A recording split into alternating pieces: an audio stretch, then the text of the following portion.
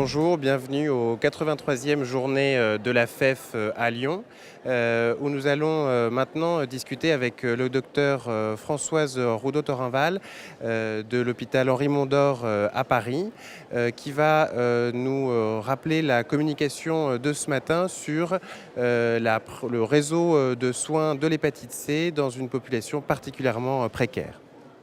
Bonjour. Quel est le rationnel de ce parcours de soins ?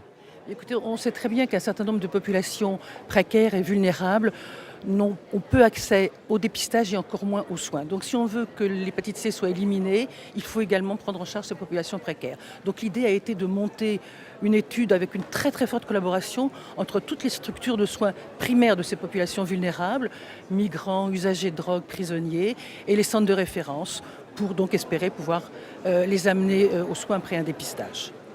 Et donc, quels sont les principaux résultats de ce parcours de soins ? Écoutez, pour ces trois typologies très différentes, on a finalement par cette très forte collaboration, par l'aide de médiateurs sociaux, ça aussi c'est un aspect très très important, on a pu amener au dépistage, aux soins et maintenir dans le soin jusqu'au traitement et la guérison des populations qui n'y seraient jamais parvenues jusqu'à présent. Quelles sont les limites de ce parcours de soins ? Y a-t-il des choses à améliorer pour l'avenir ? Bien évidemment, les choses ne sont pas toutes blanches et c'est vrai qu'on a remarqué qu'il y avait un certain nombre de perdus de vue, notamment dans la population pénitentiaire. Et donc il y a sûrement amélioré le parcours de soins de ces populations qui devraient être prises en charge au plus tôt possible de leur rétention, dépistage, fibroscan, mise en route du traitement, car dès qu'ils sortent, à moins d'organiser vraiment en amont, eh bien ils sont perdus de vue. L'autre limitation, c'est qu'on s'est aperçu que près de 20% des populations qui avaient été dépistées n'arrivent pas jusqu'à l'hôpital.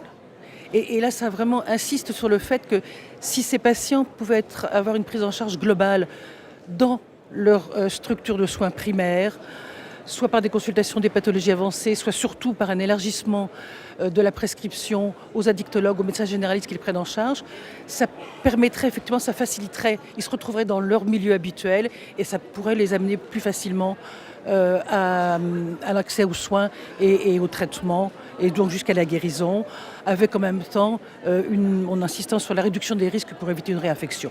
Donc il y a encore du travail à faire et on espère que ce travail va se pérenniser. Merci beaucoup pour cette communication. Merci beaucoup.